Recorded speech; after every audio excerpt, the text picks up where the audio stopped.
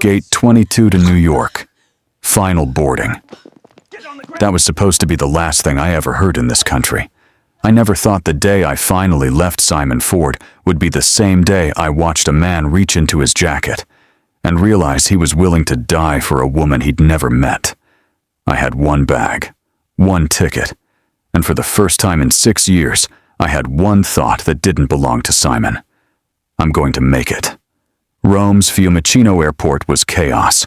Rolling luggage, boarding calls bleeding into each other in 3 languages, the sharp smell of espresso cutting through the recycled air. I kept my head down. That's what you learn after 6 years with a man like Simon Ford. You learn how to make yourself small, how to move through a room without being seen, how to breathe without taking up too much space. And I was 40 feet from the gate when I heard his footsteps. I didn't have to turn around. I knew those footsteps the way you know a sound that has hurt you before. The particular rhythm of someone who has never once in their life been told no. Brenda. My name in his mouth was never a greeting. It was always a leash. He was flanked by 2 men in suits, his lawyers, his shadows, his instruments. He wasn't supposed to be in Italy. The order was filed in 3 jurisdictions. But Simon Ford had spent 20 years learning that paper cannot stop a man with enough money and enough contempt. I tried to walk. He caught my arm first. The terminal kept moving around us. Families, tourists, a child crying somewhere near the pretzel kiosk. Nobody looked up. Nobody ever does. You don't leave, he said quietly, the way he always said the things that were meant to leave marks. You don't get to just leave. And then he raised his hand. I closed my eyes. I heard the slap before I felt it. But when I opened my eyes, Simon wasn't looking at me anymore. He was looking at the man in the dark jacket behind me. The man who hadn't flinched. The man whose right hand had moved, slowly, deliberately, toward his inner pocket. And the entire terminal went very, very still. It happened in 3 seconds. I know because I counted them afterward, lying on the cold marble floor of the terminal, with a stranger's hand pressed gently against my shoulder, asking me in rapid Italian if I could stand. 3 seconds between the sound of the slap and the sound of boots, a dozen of them, thundering across the polished travertine like the opening of something that couldn't be closed again. The man in the dark jacket, I would learn his name was Richard Bradford, had not fired. He hadn't even cleared the holster. But the intention had been enough. In an airport, intention is a crime all on its own. 4 members of the Polizia di Frontiera hit him from 3 angles simultaneously, the kind of coordinated movement that suggested they had been watching him long before Simon raised his hand to my face. Richard went down without resistance, and that was the part that stayed with me longer than anything else that afternoon. He didn't fight them.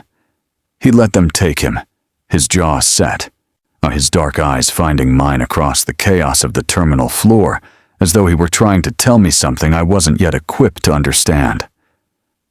Simon, meanwhile, was performing.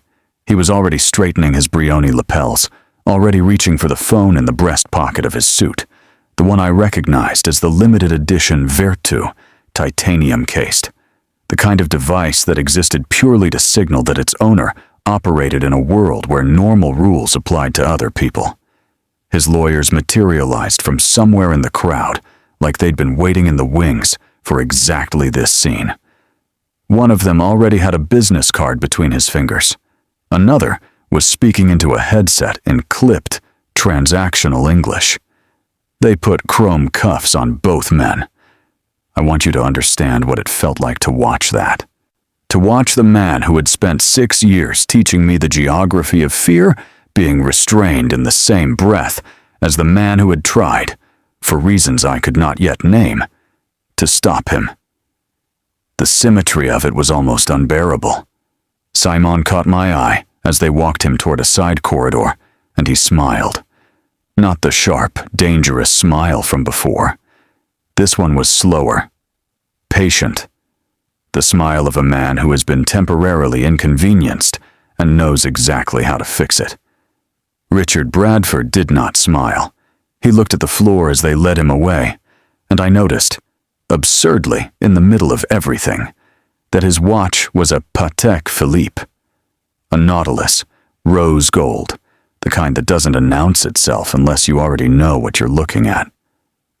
It caught the terminal light as they folded his hands behind his back, and I remember thinking that it was a strange thing to notice, that I was cataloging the accessories of the man who had almost killed my ex-husband, standing in a Roman airport with a swelling cheekbone and a boarding pass I was never going to use. An officer guided me to a row of seats near the gate, the real leather kind, part of the premium lounge spillover, and someone brought me water in a glass bottle with a silver cap. I sat there for a long time. The terminal reassembled itself around me. The announcements resumed.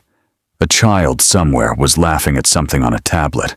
A woman in a camel-colored coat walked past, pulling a Rimowa carry-on that caught the light like brushed steel.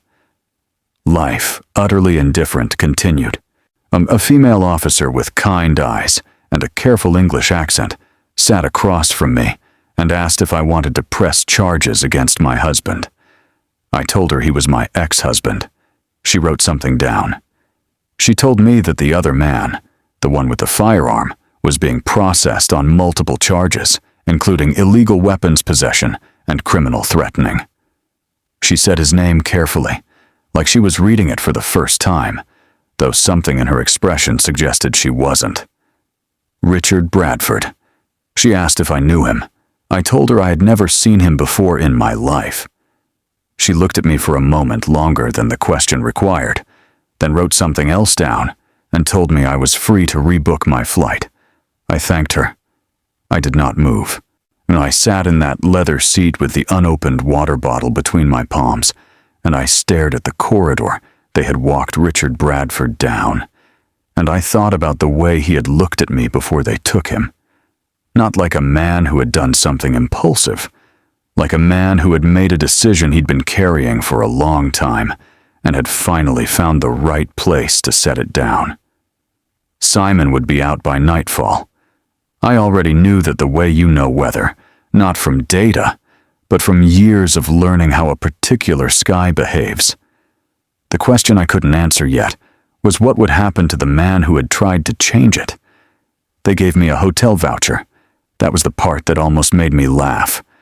The Polizia di Frontiera was processing me through their system with the careful efficiency of people who handle disrupted travelers daily, producing a printed voucher for 2 nights at the Palazzo delle Stelle, a 4-star property 12 minutes from the terminal by their own shuttle. I took it with both hands like it was something fragile, like the small normalcy of it might shatter if I held it wrong.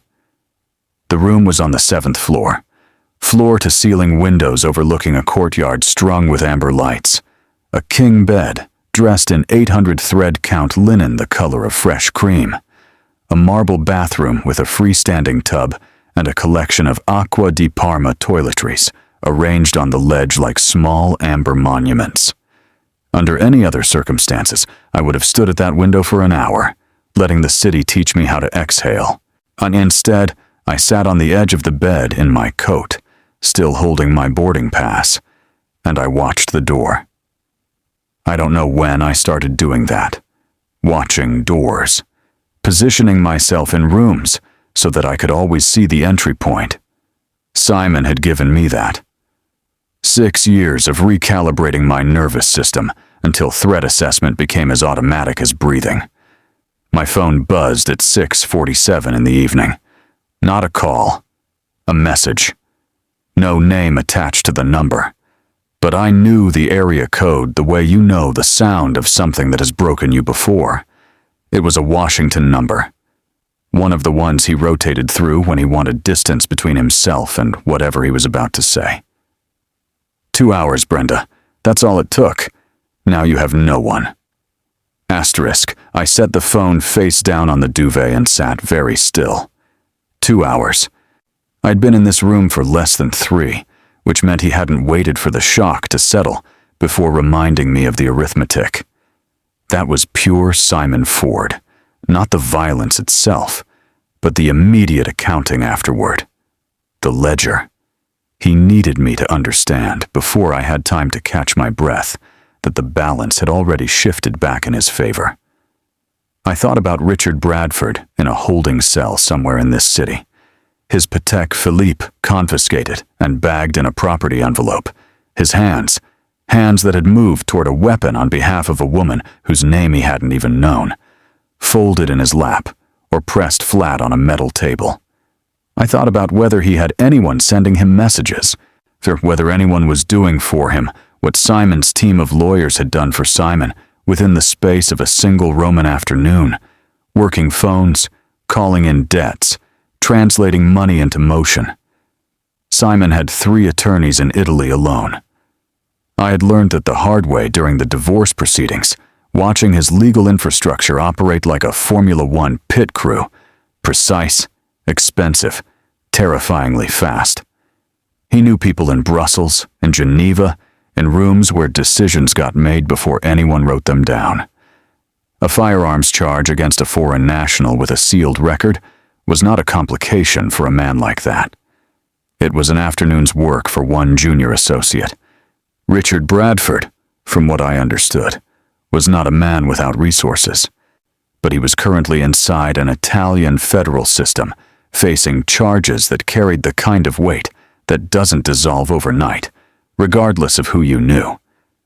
The officer with the kind eyes had said the words attempted execution without flinching.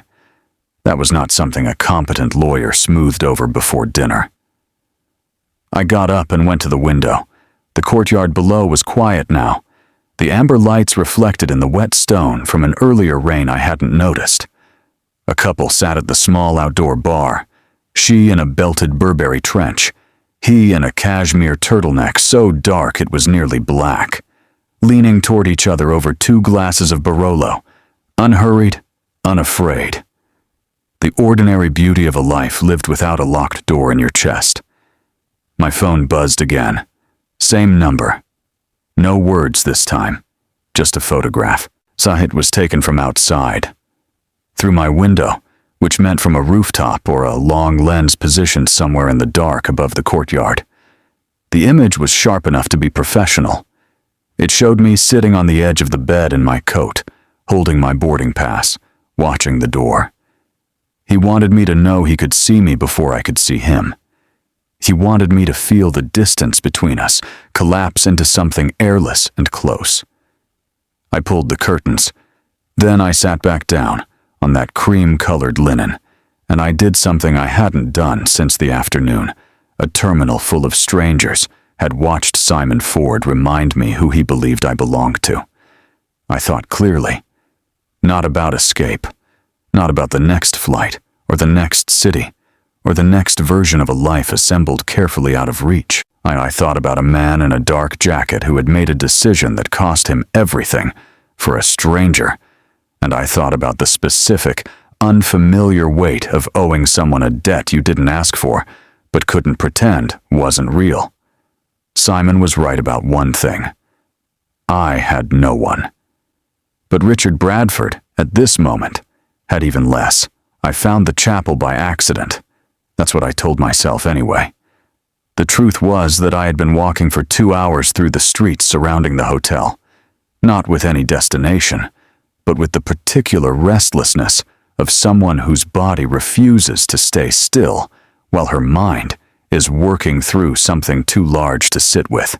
I had left the Palazzo della Stella through the service entrance, instinctively, on the way you learn to exit buildings when you've spent years ensuring your movements aren't observed. The early morning air carried the smell of rain-wet cobblestone and espresso from a bar already open on the corner, its copper counter gleaming under a single hanging light. The chapel was tucked between a pharmacy and a shuttered leather goods shop on a narrow street that the tourist maps had apparently agreed to ignore. No signage, just a carved stone arch and a door left open by 3 inches, amber light pressing through the gap like a quiet invitation. I went in because it was the kind of place Simon would never think to look. The interior was small and very old, Frescoed ceiling darkened by centuries of candle smoke. A dozen votive lights arranged on an iron stand near the entrance. And wooden pews worn smooth by the accumulated weight of everyone who had ever needed somewhere to sit, with something unbearable. I chose a pew near the back, set my bag beside me, and stared at the altar without praying. I wasn't sure I still knew how. I didn't hear him approach. He was simply there, seated one pew ahead and to my left, turned slightly in my direction, as though he had been waiting long enough to have grown comfortable with the wait. He was a large man, broad across the shoulders, in a way that his charcoal Xenia overcoat did its best to civilize. Silver at his temples, a face that had been handsome once and had traded that for something more durable. A Bulgari signet ring on his right hand caught the votive light when he folded his hands on the pew back. He looked like someone who attended chapels, not for comfort, but because he respected old things. He spoke first, in English, that carried the particular precision of someone who had learned it as a tool rather than a birthright. "You are safer here than at the hotel. He has someone watching the lobby." I didn't ask how he knew which hotel. I didn't ask how he knew my face. I understood, in the way that certain moments simply clarify themselves, that this man had known exactly where I was before I'd decided to leave. "Who are you?" I asked. He gave me a name, Donatello Ricci, and then immediately indicated, with a small movement of his hand, that the name was the least important thing about him. What mattered, he said quietly, was that he had been with Richard Bradford for 19 years, that he managed certain interests on Richard's behalf, and that, as of 3 hours ago, those interests had become significantly more complicated. He told me about the transfer in the same tone someone might use to discuss a change in weather. Unhurried. Precise. Richard was being moved from the federal holding facility to Rabibia, Rome's oldest and most impenetrable correctional institution, a place where the walls were thick enough to absorb sound, and the guards had learned, over generations, that some arrangements were more durable than the law itself. The transfer had been expedited. The paperwork had moved through the system at a speed that paperwork in Italian federal institutions almost never achieves on its own. Simon had spent the money. Of course he had. Not enough to get Richard out. That would attract the wrong kind of attention. But enough to ensure that once Richard was inside Rabibia, and certain protections would cease to function. Certain eyes would find other things to look at. Ricci slid a manila envelope onto the pew beside me. Inside was a single photograph, an aerial image of a transit route, and a timeline printed in clean 12-point type. The paper was heavy stock, the kind used for legal correspondence. Even urgency, in Richard Bradford's world, apparently observed certain standards. He explained what the timeline meant. Richard's transport was scheduled for the following morning. Once he was inside Rabibia, the window closed. Not temporarily. Permanently. "Why are you telling me this?" I asked. "I'm no one in this. I'm the woman he stood next to for 30 seconds. Ricci looked at me for a long moment. Then he reached into his breast pocket and produced a folded note. Actual paper, on handwritten in ink the color of midnight, the penmanship of someone who had been educated in an era when handwriting was considered a form of character. I opened it. 3 sentences. No signature. You did not ask to be protected. I did not ask for a reason. But if you are reading this, I may need you to be braver than either of us expected. I folded it along its original crease and held it in both hands. Outside, somewhere past the carved stone arch and the narrow street and the sleeping city, morning was beginning its slow negotiation with the dark. I put the note in my coat pocket, next to my heart, and I asked Ricci where we needed to start. Ricci drove a gunmetal Maserati Quattroporte that moved through the pre-dawn streets of Rome like a rumor, quiet, purposeful, leaving no trace of itself in the air. The leather interior smelled of cedar and old money, the dashboard lit in soft amber that made the darkness outside feel managed rather than threatening. He did not turn on music. He did not make small talk. He simply drove, and I sat in the passenger seat with the folded note still in my coat pocket, watching the city rearrange itself around us as we moved away from the tourist corridors and into neighborhoods that didn't appear in any itinerary I had ever read. He took me to a private room above a restaurant that was closed at this hour, accessible through a courtyard door that required a specific knock and a face the man inside already knew. The room itself was modest by design rather than necessity. Bare plaster walls, to a single painting of the Roman countryside in a gilded frame that cost more than everything else in the space combined, a round table with 2 chairs and a bottle of Sassicaia already open and breathing. Ricci poured without asking. I wrapped both hands around the glass and let the warmth of it settle into my palms. Then he told me about Adriana. She was Richard's younger sister, 14 months between them, close enough in age that they had grown up less like siblings and more like a unit. 2 people who had learned early that the world outside their home in Palermo was arranged against people like them, and had decided, wordlessly, to face it together. Richard had been 23 when he first began building what would eventually become his empire.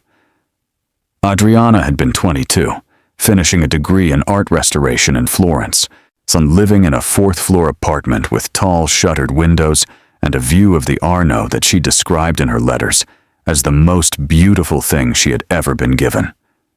Her husband, a man named Cesare, from a family with political architecture in 3 southern regions, had begun hurting her in the 2nd year of their marriage.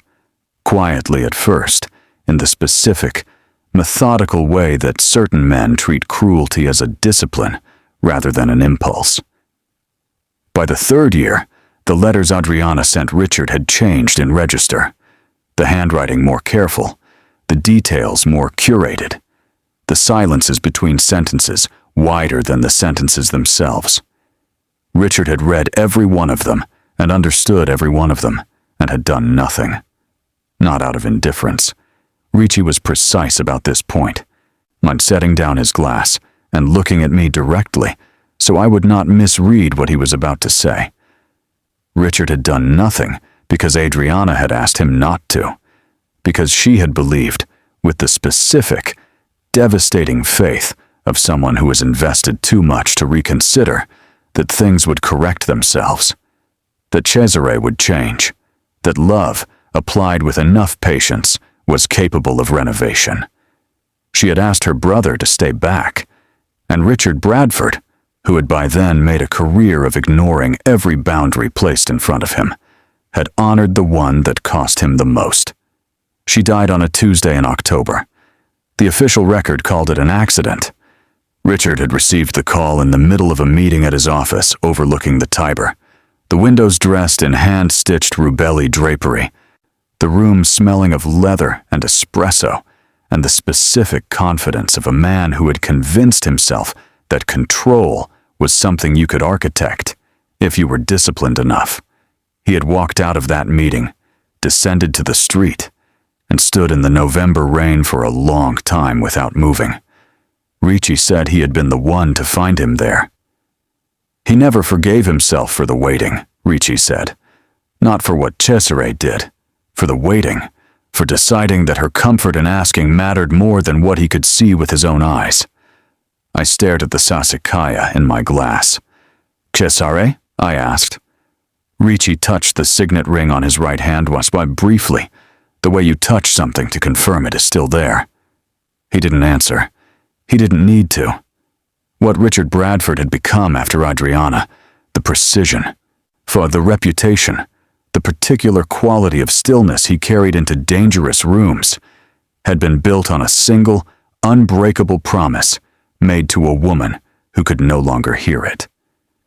He had decided that he would never again stand at a careful distance from someone else's violence and call it respect.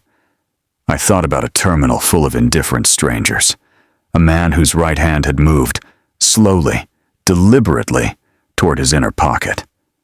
30 seconds. That was all he had known me. But he hadn't been seeing me. He had been seeing Florence, a fourth-floor apartment, tall, shuttered windows, and a letter he had read too carefully and acted on too late. The Sassicaia was still half full when Richie unfolded the map. It was not a digital map. No screens, no devices, nothing that could be intercepted or traced. It was hand-drawn on architectural paper, the kind used for building schematics, rendered in a draftsman's precise ink lines, with intersections labeled in a shorthand I couldn't immediately read. He smoothed it flat on the table between us with both palms, and then stepped back, as though giving me room to think rather than prompting me toward a conclusion he had already reached. 3 other men were in the room by then. They had arrived separately, at intervals, each admitted through the courtyard door with the same quiet knock. None of them introduced themselves by name. One wore a camel overcoat, with a Loro Piana label visible at the collar when he sat down.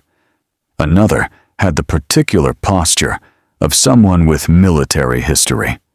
Straight-spined, hands visible, economy of movement. The third was young, perhaps mid-20s, and said nothing at all, but watched everything with the focused attention of someone who understood that silence, applied correctly, is its own form of intelligence. Richie explained the route. Richard's transport was scheduled to depart the federal holding facility at 6:15 the following morning. The van would take one of 3 possible routes toward Rabibia, standard protocol for high-value transfers, designed to prevent exactly the kind of conversation currently happening in this room. The problem, Richie said, setting a single finger on the map, was the decision point. Whichever route the transport coordinator chose would be confirmed internally no more than 40 minutes before departure. That window was the only window. Once the van was moving, the variables multiplied beyond management. We need the route confirmed before they move him, Richie said, which means we need the decision before the coordinator makes it. I was still looking at the map when I understood why I was in this room. Not for comfort. Not because Richie was a man inclined toward sentiment. I was here because I had something none of the men around this table possessed. 6 years of living inside Simon Ford's operational logic. His schedules, his security preferences, his network of contacts who existed specifically to move information through systems that were supposed to be sealed. I had watched him do it from the inside, had been present for enough phone calls and enough quiet arrangements to understand not just what he was capable of, but how he thought. The architecture of his influence. I pulled the map closer, and Simon's private aviation account was managed through a company registered in Luxembourg. I had signed the household documents during the marriage, had seen the account references enough times to have absorbed them the way you absorb anything you encounter repeatedly. His Italian security contractor was a firm called Meridian Executive Protection, whose regional coordinator I had met twice at functions in Washington. A precise, watchful man named Stefano, who wore Montblanc cufflinks and had the handshake of someone who wanted you to know exactly how much pressure he was capable of applying. Stefano reported directly to Simon's chief of staff. And Simon's chief of staff I knew with the certainty of someone who had overheard too many conversations not meant for her ears. Ma had a standing arrangement with a senior administrator inside the federal transfer system. Not a corrupt arrangement, precisely. More an understanding, the kind built on shared history and mutual inconvenience avoidance. That administrator would know the route before the transport coordinator confirmed it. And that administrator had a particular weakness that Simon had exploited before. A financial exposure in the Cayman Islands that Simon held like a card he never needed to play because the threat of it was sufficient. But it cut both ways. If that exposure became known through a different channel before Simon could deploy it as leverage, the administrator's motivation shifted entirely. He would have reason to cooperate with someone who could contain the damage rather than someone who manufactured it. I explained all of this carefully, using the map and the shorthand notes Ricci passed me to mark the relevant connection points. The man in the Loro Piana overcoat listened without expression. The military-postured one made 2 notes on a small leather-bound pad. The young one had not moved. When I finished, the room was quiet for a moment. Ricci looked at me with an expression I couldn't fully categorize. Not surprise, but a recalibration. The slight adjustment of a man who has estimated a thing and found his estimate was short. "You spent 6 years with that man," he said finally. "Yes," I said. "And he never understood what he had in the room with him." It wasn't a question. I didn't treat it as one. I picked up the pen Ricci had left on the table. A Montegrappa, heavyweight, unbalanced, like something designed to sign documents that alter the course of things, and I drew a clean line between 2 points on the map. "Here," I said, "this is where we need to be." The rain began at 4 in the morning, not the dramatic, cinematic kind that announces itself with thunder and spectacle, but the quiet, persistent kind that settles into the streets of Rome like a decision already made, darkening the cobblestones to the color of slate, collecting in the grooves of ancient stone, turning every street lamp into a smeared amber impression of itself. I stood at the window of the safe house Ricci had arranged, a 3rd-floor apartment in Prati, furnished with the spare, deliberate taste of a place maintained for function rather than comfort, and though someone had seen fit to stock the kitchen with lavazza and leave a cashmere throw folded on the arm of the single chair, and I watched the rain, and I rehearsed the timing in my mind until it stopped feeling like a plan and started feeling like memory. The car they gave me was a graphite Alfa Romeo Giulia, unremarkable enough for Rome's pre-dawn streets, capable enough to do what needed doing. The registration was clean, the plates were current. In the glove compartment, beneath a road map of Lazio I would not need, was a burner phone with 2 numbers already stored and a single instruction from Ricci delivered in person at 3:45. The moment you see the lights, you move. Not before, not after. Asterisk, I had asked him, in the safe house kitchen over coffee I was too tightly wound to taste, whether he trusted me to do this correctly. He had looked at me for a moment with that recalibrating expression I was beginning to recognize. "Richard trusted you before he knew your name," he said. "That is a higher bar than mine." I left the apartment at 5:40 and drove the route twice in the rain, learning the particular behavior of each intersection, which traffic signals ran on timers, which ones were sensor-dependent, where the road narrowed enough that a vehicle positioned at the correct angle would compress the available space to a single, inescapable point. The street I needed was a secondary corridor, running parallel to the Lungo-Tevere, old enough that the curbs were uneven, lined on one side by a continuous stone wall that belonged to a private garden and offered nothing in the way of alternative passage. Wide enough for a transport van proceeding at standard speed, not wide enough for one that needed to maneuver around an obstacle it hadn't anticipated. At 6:11, the burner phone vibrated once, a single character, the number 1, which meant the route coordinator had chosen the secondary corridor, as the man with the Cayman Islands exposure had quietly ensured he would, and that Richard's transport was 4 minutes behind schedule due to a processing delay that Ricci's people had introduced into the departure paperwork with the delicate precision of surgeons. 4 minutes was a gift I had not counted on. I positioned the Giulia diagonally across the narrowing point at 6:17, killing the engine, but leaving the hazard lights blinking, the international shorthand for mechanical misfortune, innocent and mundane. So then I stepped out into the rain without an umbrella, because an umbrella would suggest preparedness, and preparedness would suggest something other than a woman whose car had failed her at the worst possible moment. I wore the coat I'd had since the airport, practical, unremarkable, nothing that would be remembered. Underneath it, my hands were steady. I was as surprised by this as anything else that had happened in the past 48 hours. The van appeared at the far end of the street at 6:22. It was a Fiat Ducato in the pale blue livery of the Federal Transport System, moving at exactly the speed of an institution that has never had reason to hurry.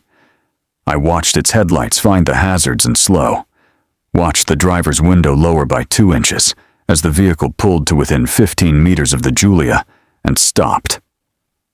I raised both hands in the apologetic, helpless gesture of a woman entirely at the mercy of her circumstances, and walked toward the driver's window with my shoulders curved inward and my expression composed into the particular blend of embarrassment and distress that I had spent 6 years perfecting for an entirely different audience. Mi dispiace, I began, my Italian broken and deliberate. The engine, it just stopped. I'm sorry. I'm so sorry. Behind the van, at the entrance to the street, a set of headlights appeared and went dark. Then another. Then a third. The driver was looking at me. Only at me. That was the entire point of me. The coat, the rain-soaked hair, the helpless hands. 6 years of being looked past had taught me something Simon Ford had never intended as a lesson. That invisibility, when directed correctly, was its own form of power. I kept talking. I kept his eyes on my face, and behind him, in the rain-slicked dark of a Roman street that didn't appear on any tourist map, Ricci's men moved into position. It took 11 seconds to neutralize the driver and his escort. I know because I counted again. The same reflex from the airport terminal. The mind's insistence on measuring what it cannot otherwise control. 11 seconds of controlled, precise movement from Ricci's men, and then the rear doors of the Fiat Ducato swung open and someone was calling my name in a low, urgent voice from the darkness inside the van, and I understood that the part of this plan that had belonged to other people was over. The part that belonged to me had just begun. I climbed into the van without hesitating, but because hesitation was a luxury the timeline could not absorb. The interior smelled of industrial disinfectant and damp metal. A single fluorescent strip ran the length of the ceiling, casting everything in the pale, affectless light of institutional spaces, the kind of light designed to eliminate shadow and dignity in equal measure. Richard Bradford sat on the bench along the left wall, wrists shackled to a security ring bolted at waist height, ankles in a secondary restraint connected by a short chain to a floor anchor. Someone had exchanged his zegna for a gray transit garment that fit him the way all institutional clothing fits, as though the body inside it is incidental. He looked at me the way he had looked at me across the terminal floor, not with surprise, with recognition of something he had calculated as possible but not promised. "The key," I said. "Left breast pocket of the escort," Ricci said from outside the van, his voice precise and close. "Magnetic release. You'll feel the ridge on the left side of the fob." I had the fob in my hand within seconds, retrieved from the unconscious escort's jacket. Corneliani, I noticed absurdly even now, and I was crouching in front of Richard's ankle restraints when the first shot hit the side of the van. Not a loud sound. Quieter than cinema prepares you for. A compressed, percussive crack, followed by the particular ring of metal absorbing impact. Then another. Then a third. Higher, which meant elevation, which meant someone was positioned on the garden wall above the street and had arrived ahead of schedule or outside the information Ricci's network had mapped. Simon, always operating one arrangement beyond where you thought to look. "Stay low," Richard said, his voice carrying the unnerving calm of a man whose nervous system had long ago recalibrated its threshold for threat. He shifted his weight to give me the best angle on the floor anchor, and I pressed the magnetic fob against the ridge Ricci had described and felt the mechanism release with a clean, engineered click that was the most beautiful sound I had encountered in 2 days. The ankle restraints fell. I moved to the wrist shackles. My hands were not shaking, which struck me as information about myself I hadn't previously had access to. The fob required a secondary contact point on the wrist unit, smaller, recessed, requiring more pressure than the ankle release. I applied it. Nothing.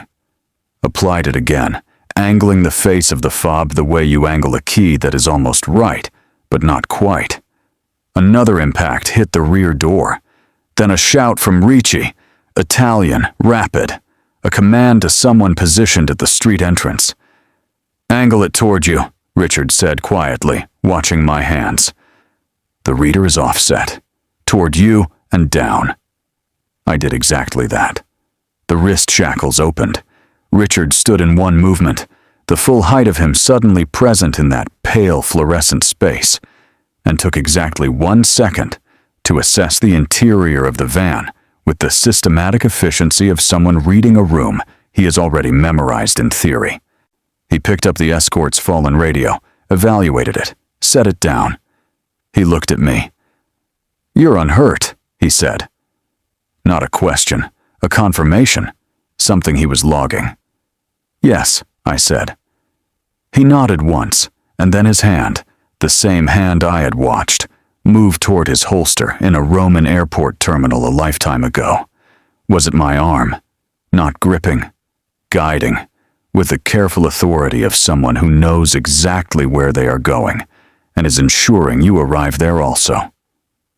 We came out of the van low and fast, into the rain and the amber-smeared dark of the street. Ricci's gunmetal Maserati was already moving, the rear door held open by the young man who never spoke, whose face in the wet light was arranged in an expression of profound, focused relief. I got in. Richard followed. The door closed. The Maserati accelerated into the maze of Rome's oldest streets with the quiet, devastating confidence of a car that has never once doubted its own capability. And the street behind us, the garden wall, the shackles on the floor of the pale blue van. Simon's expensive, invisible arrangement receded into the dark and the rain. Richard sat beside me in the leather interior, wrists unmarked where the shackles had been, and said nothing for a long moment. Then, without looking at me, in a voice that carried the specific, measured weight of a man who does not spend words carelessly, he said simply, "Thank you, Brenda." It was the first time he had used my name. I looked straight ahead at the rain-glossed streets and felt something that had been locked in my chest for 6 years shift, almost imperceptibly, toward open. The cellar was older than anything I had ever stood inside. You could feel it in the quality of the silence, not the absence of sound, but the presence of accumulated time, layer upon layer of it, pressed into the tufa stone walls like a geological record of every secret Rome had ever needed to keep below ground. The entrance was through a wine cellar beneath a private residence in Trastevere, accessed via a door that looked structural until Ricci applied precise pressure to a specific stone in the lower left corner, and the mechanism released with the sigh of something very old, being asked to move one more time. The stairs beyond were narrow and worn smooth in the center, the edges still sharp, which told you that whatever traffic they had absorbed over the centuries had always been careful and always been purposeful. The space below was not uncomfortable. Someone had seen to that with the quiet thoroughness that characterized everything in Richard Bradford's operational world. A Persian carpet, Tabriz, deep burgundy, the kind that absorbs both sound and lamplight, covered most of the stone floor.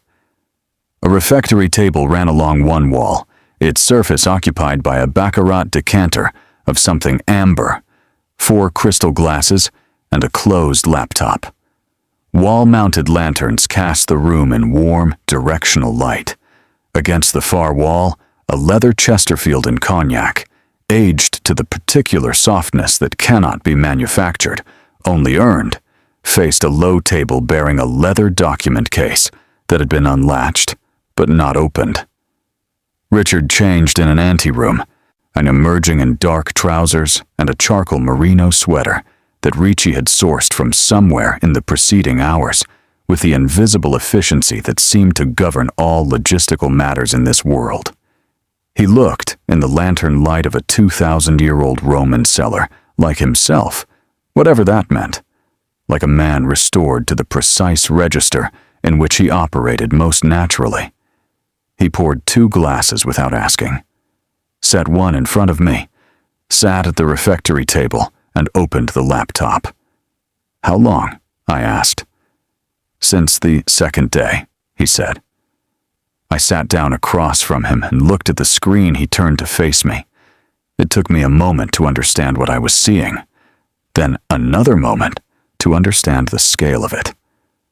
What Richard Bradford had built from inside a federal holding cell, through Richie, through the young man who never spoke, through a network of attorneys and financial technicians whose communications had been routed through servers in 4 jurisdictions, was not a counterattack. It was a demolition. Patient, architectural, conducted with the precision of someone who had spent 19 years learning how power structures absorb frontal pressure and deflect it, and had therefore decided to work from the foundation upward. Simon Ford's financial empire rested on 3 primary instruments: a Luxembourg holding structure that managed his European assets, a network of Delaware-registered shell companies that processed his domestic income streams, and a Cayman-based investment vehicle, through which he moved the kind of capital that prefers not to be observed in transit. I knew about all 3, and I had signed documents adjacent to all 3.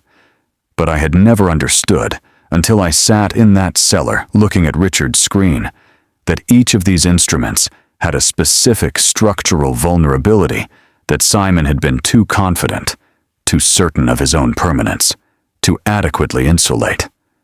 The Luxembourg structure had been quietly reported to the European Financial Monitoring Authority through a compliant intermediary. The Delaware companies were the subject of an anonymous filing with the relevant federal oversight body that had arrived, Richard told me, the morning after his arrest, prepared in advance, released on a schedule.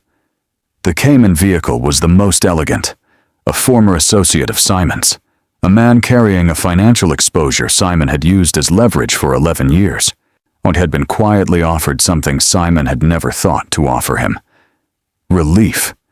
Complete, documented, irrevocable relief. In exchange for a signed testimony that was currently residing in the inbox of a federal prosecutor in Washington, whose reputation for thoroughness was, Richard said, without qualification. He used people's fear as currency, Richard said, closing the laptop with one hand. Fear is only valuable if the person holding it is the only one who can offer relief. Remove that exclusivity. He picked up the crystal glass, and the currency collapses. I stared at the closed laptop. "You did all of this from a cell." "I had time," he said simply. "And Richie." I thought about the photograph Simon had sent to my hotel room, the long lens, the message. Now you have no one. The absolute, the luxurious certainty of a man who had never once imagined that the pieces he'd spent years arranging could be moved by someone other than himself. "He doesn't know," I said. "No," Richard said. "He doesn't." He set down the glass and looked at me across the refectory table with the particular quality of attention I was beginning to understand was simply how he looked at things. Fully, without the protective distance most people maintained between themselves and whatever they were seeing. "He believed arresting me solved his problem," Richard said. "He forgot that a man who has already lost the thing he was most afraid of losing," he paused, "has very little left to be cautious about." Adriana.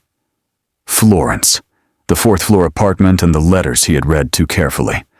I understood then that this had never purely been about me, and I had been the moment, the airport, the raised hand, the 30 seconds in a crowded terminal. But the machinery had been in motion long before that. Simon Ford had made the mistake of drawing the attention of a man who was already looking for somewhere to direct a 19-year debt of grief. I had simply been the reason he stopped waiting. The news about Simon reached us the following morning. Ricci delivered it with the same unhurried precision he applied to everything, setting a tray on the refectory table bearing 2 espressos in porcelain demitasse cups, a folded copy of a financial newspaper whose front page carried nothing yet, but would soon carry everything, and a single printed document that he placed face down beside Richard's cup before withdrawing to the far end of the cellar, with the instinctive discretion of a man who understands the difference between being present and being intrusive. Richard turned the document over, read it, and set it back down. He left on a private charter at 2:17 this morning, he said. Filed a flight plan to Geneva. Changed it to Dubai, somewhere over the Alps. I wrapped both hands around the espresso cup, the particular comfort of something small and warm and real, and absorbed this information the way you absorb news you have been bracing for without admitting it. Not with relief exactly, with a careful provisional feeling of someone who has learned not to mistake a door opening for an arrival. Dubai won't hold him, I said. No, Richard agreed, but certain conversations will follow him there. And from Dubai, the available destinations narrow considerably. He picked up his cup. Simon Ford has spent 20 years building a world in which he can move freely. He has spent the last 72 hours discovering that the architecture of that world has been quietly revised. I thought about the Luxembourg filings, the Delaware testimony, the former associate in the Cayman Islands, who had finally been offered something more durable than fear. I thought about how Simon had stood in a Roman airport terminal, with his lawyers flanking him like expensive furniture, smiling the smile of a man who has never once been made to experience consequence, and how that smile had contained within it the absolute certainty that the world would continue to organize itself around his convenience. The world had other ideas.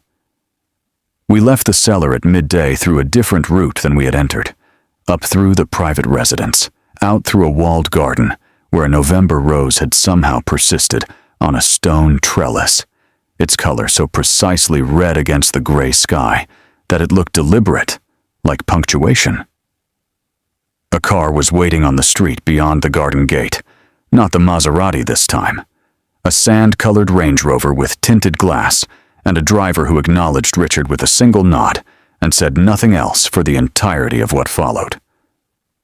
We drove north. The city dissolved gradually behind us, but surrendering its density in stages.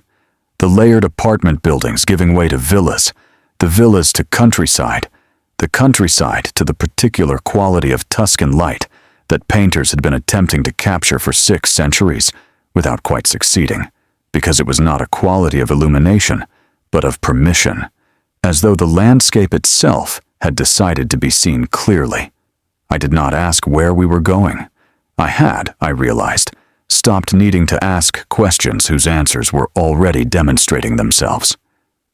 The villa appeared at the end of a cypress-lined drive that took 4 minutes to traverse at the unhurried pace the driver maintained, long enough to understand that what waited at the end of it was not a property, but a statement. Limestone facade the color of aged cream, shuttered windows, an loggia draped in the skeletal remains of summer wisteria that would, in 3 months, be extraordinary. An iron gate with a combination that the driver entered without being asked. A courtyard with a central well and a fig tree older than anyone present could reliably estimate. Inside, the room smelled of beeswax and wood smoke and thyme. The furniture was substantial without being heavy. A Borghese console in the entrance hall, silk curtains in the color of old wheat, a kitchen where copper pots hung from a ceiling beam like burnished punctuation marks. In the main sitting room, a fire had been laid, but not yet lit, and on the mantel above it sat a small framed photograph of a woman with Richard's eyes and a smile that had clearly been doing its best, in that moment, to be larger than whatever it was working against. No, I did not need to ask who she was. Richard crossed the room to the mantel and stood there for a moment with his back to me, the way people stand when they are having a private exchange with someone no longer present. Then he reached into the breast pocket of his coat, Caruso, beautifully structured, the kind of garment that holds its shape against anything, and produced a key. Old, substantial. Iron, worn smooth at the bow from years of use, attached to a leather fob stamped with the coordinates of the property in simple numerals. He set it on the console table beside me. "The caretaker comes Tuesdays and Fridays," he said. "The cellar has a 2009 Brunello that has been waiting for a reason to be opened. The wisteria will need attention in the spring." He paused. "You mentioned once, in the transport van, when you thought I wasn't listening, that you had never lived somewhere that felt like yours." I had said that, quietly to myself, in the compressed and desperate arithmetic of a woman calculating what survival might look like on the other side of everything. He had heard it. "This is yours," he said. Simply. Finally. With the unadorned directness of a man who has learned that the most valuable things are the ones you do not qualify. I looked at the key on the console, at the fire waiting to be lit, at the photograph on the mantel, the woman with his eyes, the smile doing its brave and insufficient work against whatever the camera had not been permitted to see. "And Simon?" I asked. "Simon Ford is a man who has lost his architecture," Richard said. "Without it, and he is considerably smaller than he believed himself to be." He looked at me with that quality of complete attention, the gaze that did not protect itself with distance. "He will not bother you again. This is not a promise I am making. It is a condition I have already arranged." Outside, the Tuscan countryside held its particular quality of light, in both directions, as far as the eye could reach. Unhurried, ancient, utterly indifferent to the small violences of small men who had briefly believed they owned some portion of it. I picked up the iron key. It was heavier than I expected, the weight of something real, something that opened an actual door in an actual world, where I was, for the first time in 6 years, accountable to nothing and no one but my own choosing. "The wolf," I said quietly, remembering what Ricci had called him in the dark chapel. "Does he always guard what he claims?" Richard Bradford looked at the photograph on the mantel one final moment. Then he moved to the fireplace, struck a long match from the box on the hearth, and touched it to the laid kindling with the patient certainty of a man who has never once started a fire he did not intend to keep burning. "Always," he said. The fire caught,